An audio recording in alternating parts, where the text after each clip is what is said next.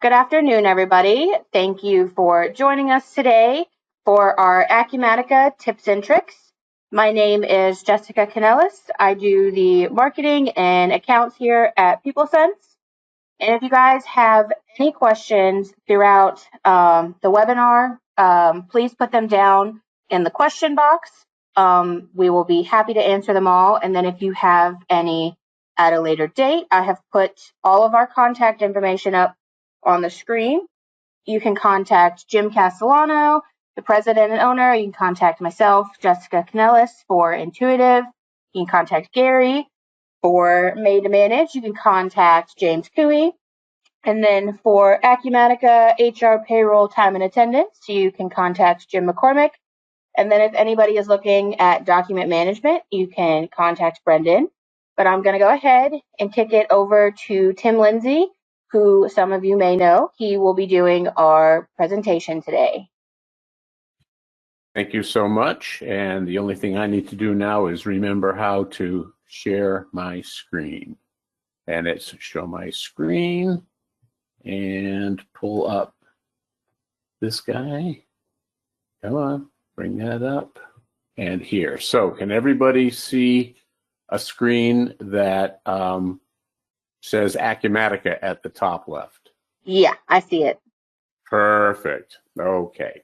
So today what I thought I would spend some time talking about, because I know that many of you want to see some of the differences between the ERP system that you're currently using and Acumatica. I thought that I would concentrate primarily on the capabilities in the realm of inventory and inventory planning, otherwise known as MRP. So my intention is to take a look a little bit at what we would all think of as the item master and some of the controls and values that get associated with that. We'll talk a little bit about managing inventory in multiple locations or multiple stocking facilities. And then we'll see how that applies to the material planning and some of the output and activities, the follow-on activities that can happen in that environment as well. So I wanted to start, those of you on the intuitive side, you are familiar with the master controls, which is where you go in to set a lot of the default values, set switches that determine how the system behaves, where you can maintain lists and that sort of thing. The same functionality exists in Acumatica. It's just titled Preferences. So you can see here, this is my personal menu that I have set up within Acumatica for all the things that I use on a regular basis. And you can see here under the inventory section, there is an inventory preferences screen. And here we see some of the same kinds of settings and values that you can set up here. And you can see there are multiple tabs here. So there are some general settings here that control numbering sequences for those things that are being auto-numbered. You can see some options for planning for the inventory point of view. You can also see some of the default accounts that are going to be used, and then some data entry settings with default lists and those sorts of things. There's also some warehouse management settings under inventory control where you can indicate whether or not you want to use reason codes when you're doing certain transactions like receipts and issues and transfers, some default settings for when you're performing physical inventories, and so forth and so on. And so some of these well, all of these can have an impact on how the system behaves. There are also lists that you can maintain that then feed into the definition of master data, and we'll talk about those in a little bit. So when you are looking at the setting up and control of your inventory records, the whole thing starts with item numbers, item IDs, part numbers, call it what you will.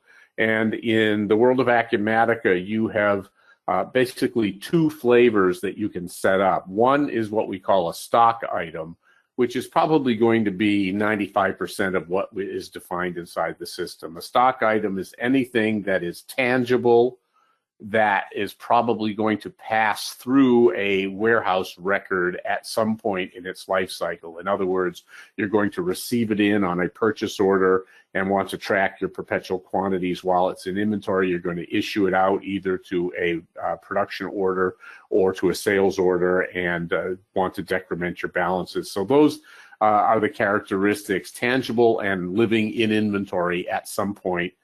Those are the characteristics of a stock item.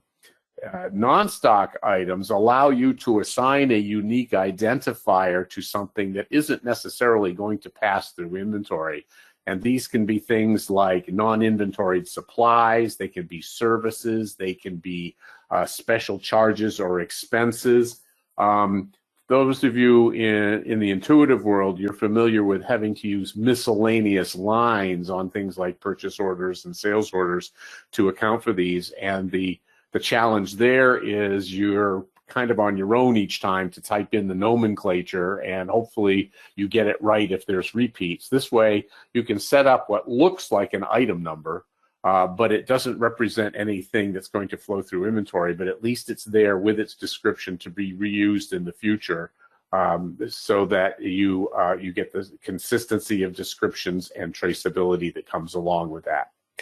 I'm going to quickly go into the stock items form.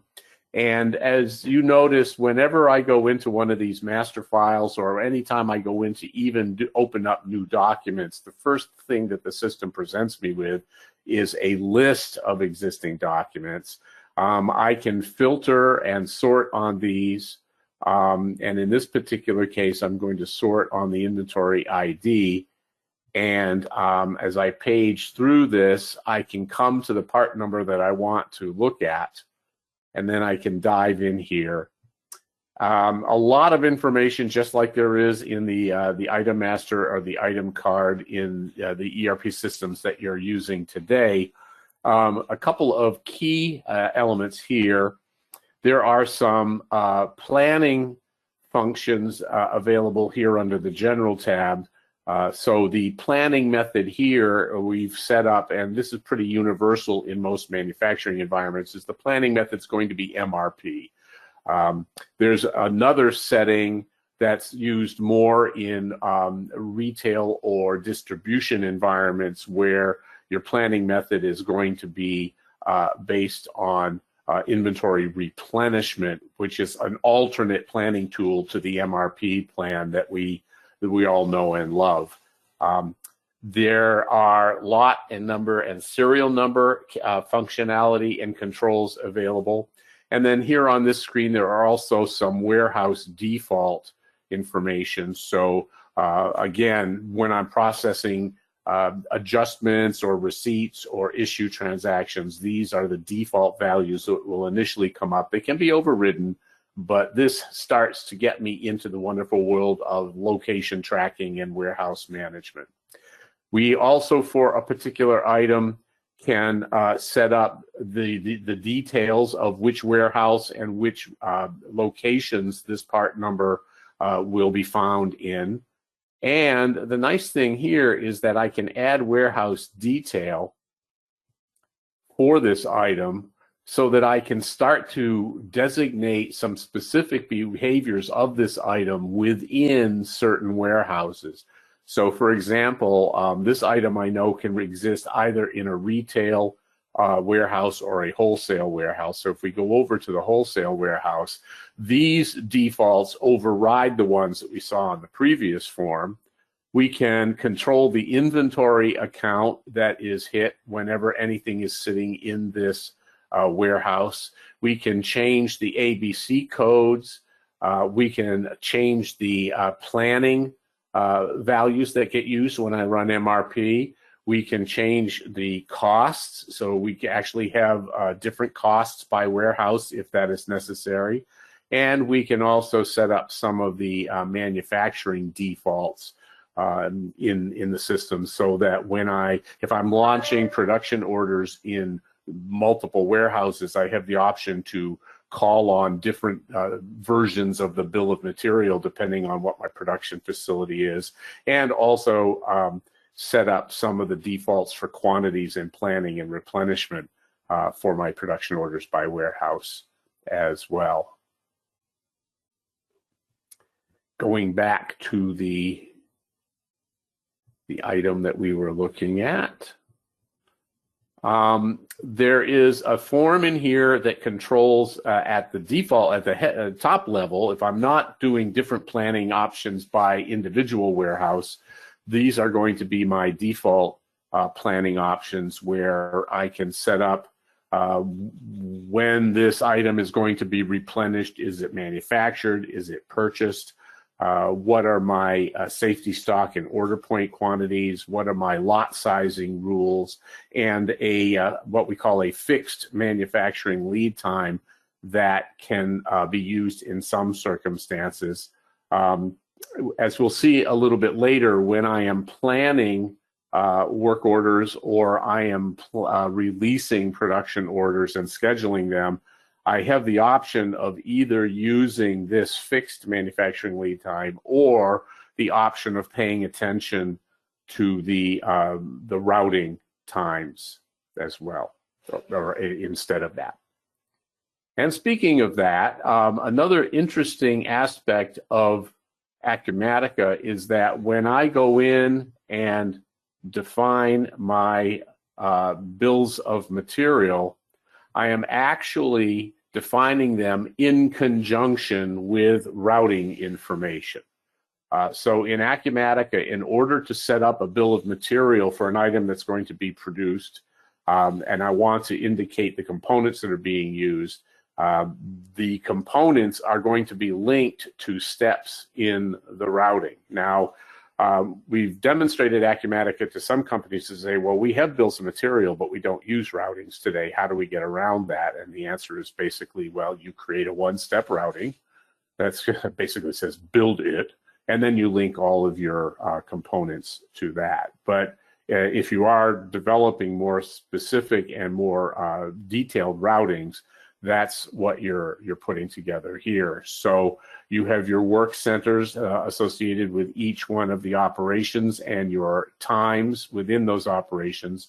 And then as you focus on a particular operation, you actually see the list of components that are going to be utilized within that. The routing times are important because unless you set up your preferences to say, I don't want you to do any kind of scheduling based on routing times, then when you run MRP and the system is determining lead times, it's going to be using a combination of the times inside these routings and the schedule of work hours that are associated with these work centers. So for example, if I drill into this work center, you can see that this work center uses a particular calendar that we've set up in the system, and that calendar indicates the days of the week and the shift times and break times, and this is actually used to define the capacity, if you will, of this work center. And so when MRP does its planning job, it's going to use the routing times and these work center capacities coming from the calendar that work center points to determine your lead times for offsetting the difference between the required date of a planned order and the start date or the launch date of that production order that's being planned. Let's take a look now at some of the inventory planning preferences. Again, the quote-unquote master controls for inventory planning. We have some exception windows here, which either increase or reduce the sensitivity of our reschedule suggestions. On the intuitive side, you know these as your tickler reports or your exception reports. And so basically, if you're going to get a defer or an expedite message, these windows here determine how sensitive the system is going to be or how far off from the new recommended date the existing record needs to be before you get an exception message. There are some controls for forecasting and master scheduling, and all I'm going to say about that is that Acumatica does have a sales forecast capability and a master production schedule capability, and there are some controls for that. And then over on the right-hand side, we have some other general controls in terms of what kind of plan order type is going to be generated, what stocking method we're using for these items if I want to establish safety stock or reorder points, things that I want to include when the system is looking for supply or demand. And then we also have an ability to do consolidations so that this corresponds to the order policy code in Intuitive known as gosh, I'm drawing a blank here, number of days supply. So basically it says as soon as I identify the first requirement, I'll look ahead a certain number of days and see if there are any other requirements, and I'll bundle them into one consolidated planned order. And the same kind of functionality exists here. So obviously, if I'm going to be running my MRP, which Acumatica refers to as inventory planning, you can see here there are functions that I've added to my menu for that functionality. There's also an inventory planning menu that has most of these functions as well. And typically the first thing that I'm going to do is regenerate my material plan. Now, as we see in Intuitive, and I suspect this can also be done in Made to Manage, and you guys correct me if I'm wrong because I don't really know that product that well. In Intuitive, there's a couple of ways that I can run MRP. One is to come to that screen and press the key and launch the process, and I can do that here by coming up here and clicking on the process link at the top of the screen. But I can also schedule an MRP run to run on a regular basis, and I can do that right from that screen by setting up an automated schedule. And in fact, most of the things in Acumatica that are known as processes can be scheduled to run in the background as you wish them to. For MRP, we probably would do it once a day, but you can actually set up schedules where they do multiple times per day, and you can say, I want to do it every hour, I want to do it every 4 hours, whatever. And so you would set this up and save it, and then the system starts the clock running and does your MRP run at the appointed time. The MRP process is pretty quick. Now, I don't have that large a database, but you can see it processes fairly quickly. Once MRP has run, there's a couple of things that we want to take a look at, and we see this in the other ERP systems that you're working with today. One is that MRP has created some new planned orders that it's recommending I take action on. And the second set of activities are existing orders that the material planning routine says need to be readjusted, usually to bring them back into sync with the latest set of information that the material planning routine has identified in terms of supply and demand and the dates on which those are going to occur. If we want to take a look at the planned orders that the inventory planning run has created as of its most recent generation, we come into the inventory planning display. And again, we're seeing this presented in a nice table form. The nice thing about this is that we can add or remove columns pretty much like the column chooser in Intuitive. On the left, we see the columns that are currently in the table, and on the right and on the left are the ones that we can add. We can also move columns around by simply clicking and dragging them. In this particular case, I might want to see whether it's purchased or manufactured or transferred and what warehouse we're dealing with. And so in this case, I now want to do some filtering. So I am going to say I only want to see those items that were recommended for a production order. and I only want to look at my warehouse of wholesale. And once I do that, now you can see there's that little filter icon up here that tells me that that's how I'm filtering them, and I've greatly reduced the volume of records that I have to look at. I'd like to call your attention to this part number here, the Keurig Model 450. You can see that we got 4 planned orders for this based on requirements coming from sales orders. And you'll notice that the action lead time, which is actually the difference between the promise date, i.e. the date that this planned order needs to be completed, and the action date, which is like the start date or the date that I need to launch it, you can see that the difference is based on this action lead time.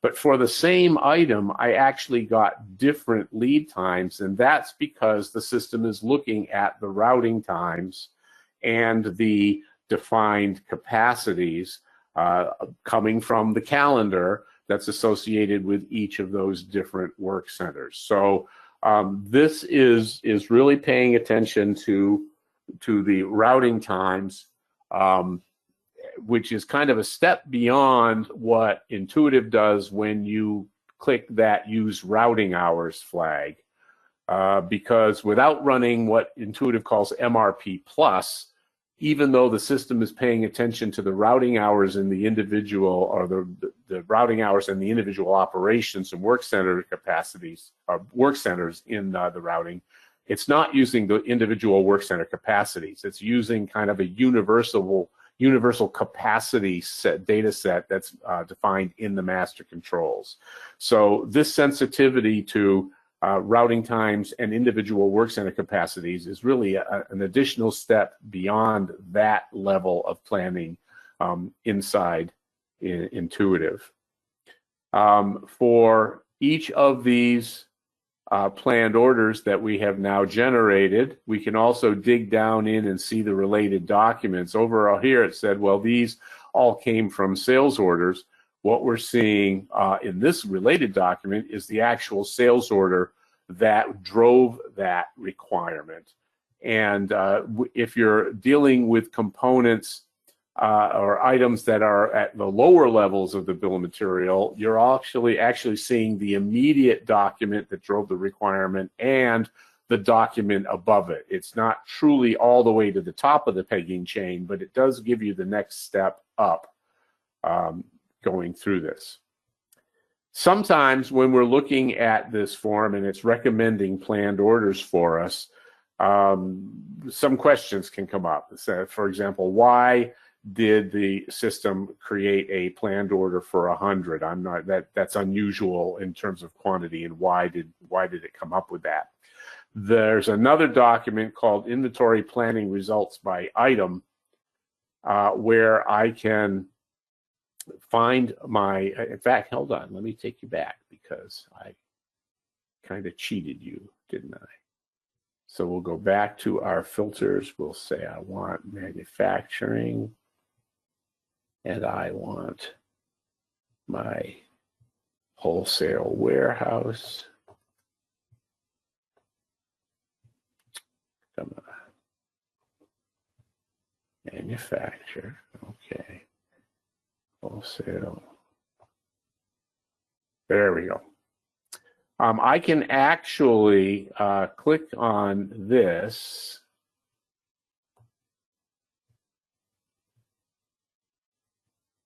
Was it here? I thought I was able to see it here. Now I know I did this earlier today, and I'm now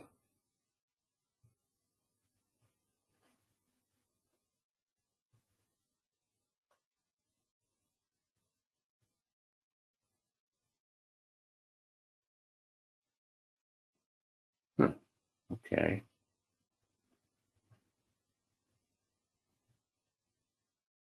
That's a filter. Well, I might be fibbing. I thought this takes me into the item card. I don't want that. I don't want this. Well, I'll swing back to that when I'm not having a brain cramp. inventory planning by item, I can look up my Keurig item. Okay.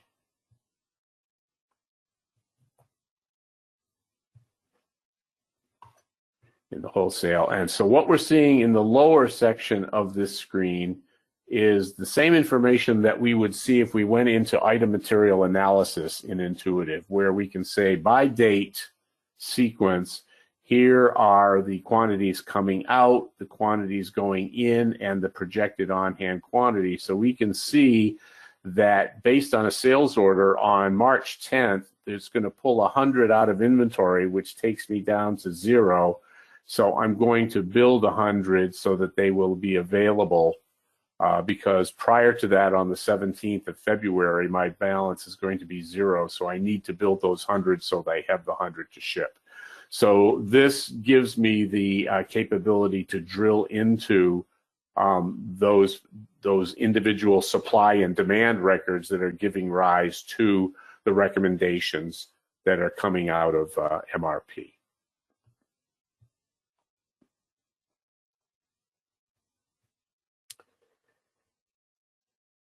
Once I have vetted my my planned orders and I'm ready to actually do something with them, which is normally converting them to actual released orders, that's done pretty easily on here by simply selecting that item and then up at the top telling the system what kind of actual order I want to create. Now, in this particular case, I'm dealing with manufactured items, so I would want to create a production order. So I click on manufacture, and the system brings up that particular item. I'm getting a little notification here which says, well, that item doesn't have a default order type, so I would have to define it. So let me choose one where I know that's not a problem in the database, and I say, okay, I want to launch that production order. It's going to go ahead. It knows the quantity. It knows the dates. It's getting ready to create a new production order. I hit create. It's processing that routine in the background, and that production order is now created in the system. You'll notice up at the top that we have a third type of action that we can perform, which is a transfer. If I am in a multi-warehouse environment, it may be that rather than building or buying an item in one warehouse, I actually get it from another warehouse. So I can designate that other warehouse as the source warehouse. And instead of creating a planned production order or a planned purchase order, the system will actually create a planned transfer. And I can then generate that transfer order, which then places a requirement on that source warehouse to grab the parts off the shelf and process a transfer transaction. And the nice thing about those in Acumatica is that you can note the event of the part leaving the source warehouse, which puts it in an in-transit status. And then you can also note the receipt of it at the destination warehouse, which takes it out of in-transit and goes into that destination warehouse. So there's nice tracking while parts are in between warehouses, which has been one of the issues that we had in the Intuitive world. Similarly, if I am concentrating on my purchased items, then I can filter on my purchased parts and see the planned purchase orders. In the stock item screen, there is a tab where I can define my default or my approved vendors, one of which is going to be flagged as the default. And you can see that these planned purchase orders have already been generated with a recommended vendor based on those defaults. I'm sorry, I've been doing a lot of talking and you couldn't hear me. I apologize. Yeah. For some reason, my My mic got stepped on here. So I was saying that there are, geez, how far back did it go? Did you hear anything about the exceptions screen? About the last 5 minutes is when your mic went out. Yeah, can you hear me now, though? I'm getting messages that my audio went out, but I'm assuming that it's back on now. Yes? Yes, I can hear you. Can somebody text me and let me know if you can hear me, or turn on your Yes, mic and let me know? we can all hear Okay, good. you. I don't know how much you missed. Did it apply to this exception screen that we're looking at here? Okay, all right. So yeah, we were talking about the exceptions. I think by what you were seeing that I could filter and investigate what needed to be done to either push something out, get rid of it, pull it in, or identify those orders that were overdue that I might need to chase. And again, this is in the intuitive world, this is the equivalent of either the manufacturer tickers report for production orders or the scan for exceptions report from the buyer's workbench.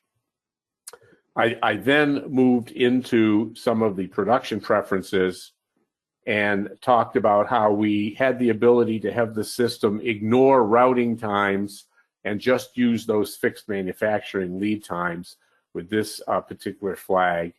And also whether we wanted to start when I was creating a new production order, whether I wanted the system to use the due date and come backwards in time to come up with the start date, or if I wanted to use the start date and schedule forward to come up with the due date. And I was also demonstrating the online help, which not only gives me specific information about the field that I have hovered over, but also lets me drill into a reference document for the form itself and in a nice indexed manner, take a look at all the particular fields and what they're used for and what the proper values are for them when you're going through the system. So again, this is helpful for reminding people, good for training new users. I found this particularly helpful when I was bringing myself up to speed on Acumatica, using it in addition to the online training that Acumatica offers, as well as the training that PeopleSense offers when you're bringing up the system. So that's, in a nutshell, at a fairly high level, the functionality on the inventory and the inventory planning side. And now, if anybody has any questions, I'd be happy to address them. Yeah, so there's just one question. Does Acumatica track and provide audit history for edits, changes, updates, etc.? Can you hear me now? I can hear you now. Okay. So Can we you just hear have, me now? yeah, I can hear you now. So I Okay, just good. have one question. Does Yes. Acumatica track and provide audit history for edits, changes, and updates, etc.? So I'm assuming you're talking about if somebody goes in and changes information in the item card, or if they make an alteration, say, to a warehouse parameter.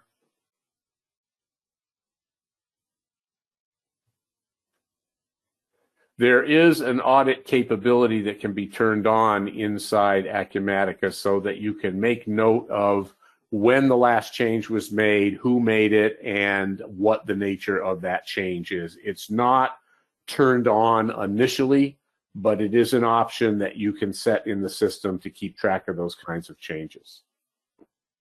I do not have it turned on in my demo environment because I'm the only user, so if something gets changed, I know who did it, but it is available. Okay. If you guys have any other questions, please feel free to throw them down in the question box. Or if you guys think of any later, you can email or call any single one of us here at PeopleSense. I can throw our contact information up for everyone. Let me do, oh, hold on. We got a question. Here we go. The demo you're showing, is it the basic package or does it include add-ons? No, this is just out of the box vanilla Acumatica. Okay. Let's see if we get any others popping in.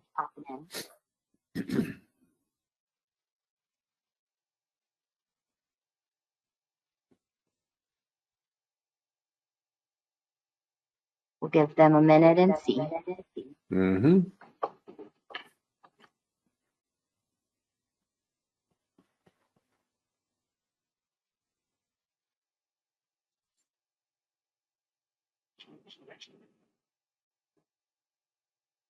Yes, we did answer it. So you can turn on, I believe, the audit history for the changes, correct, Tim? It's something you have That's to right. go physically turn on? Yeah, it's one of the preferences.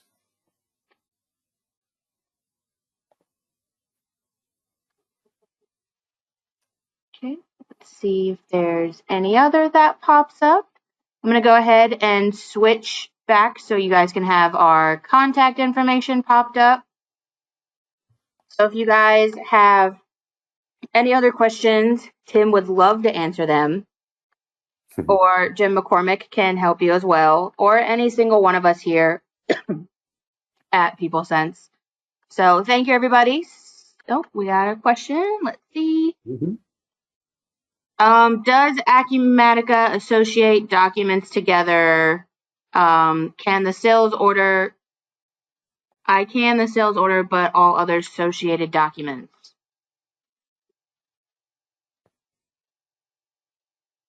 Well, there's two potential flavors to that question. One is if I have a sales order, Such as workflow, I'm guessing they added to it.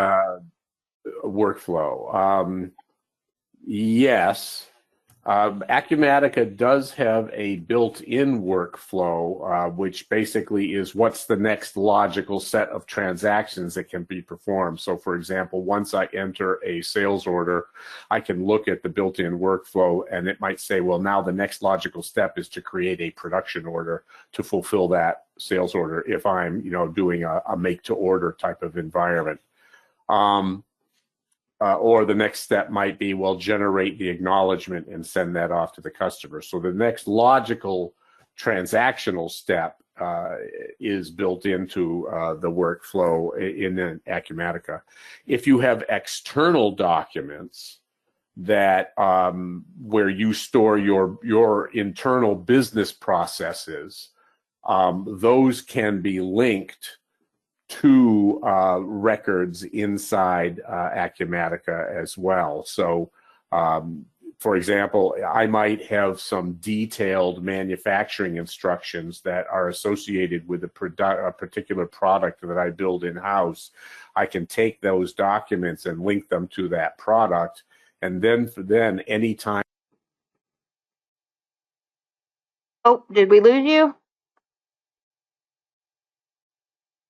When I launch the production order associated with that sales order, those attached documents that I linked to the item that's on the production order can carry through and be available to anybody who's looking in the system.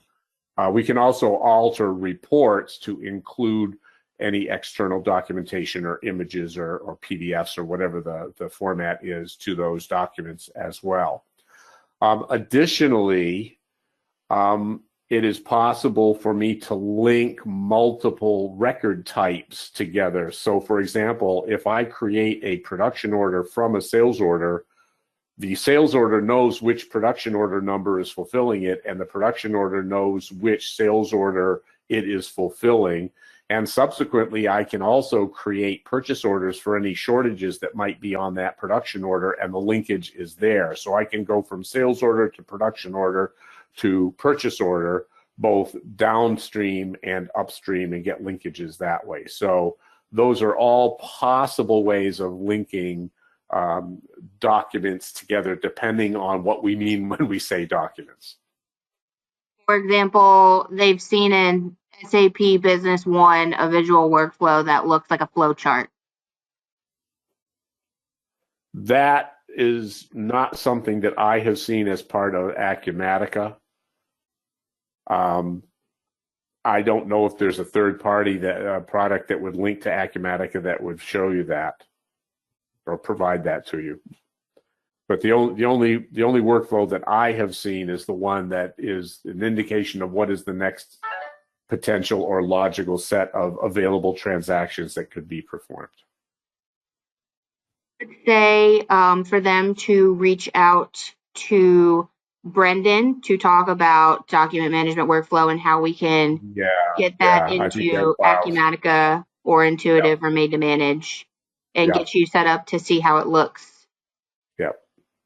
Yeah, absolutely. And as you see, my email is the one at the bottom. Yes, because they're looking for a visual representation of the linkage through the documents. Yeah. Yeah, absolutely. That's something we could put together pretty easy. Okay. All right. I need to know a little bit more, but yeah, if they can get in contact with me, that'd be great. Yeah. So thank you everybody for today. If you guys have any more questions, email any one of us here. I'm sure some of you already have Tim's information if you want to shoot him over a quick email, or you can call us at the office or email anyone here, Jim, myself, Gary, James Cooey, Jim McCormick, or Brendan if you're curious about document management workflows with your ERP system. So thank you everybody today, and thank you, Tim, for your presentation, and everyone have a good rest of their day. Right. Bye all.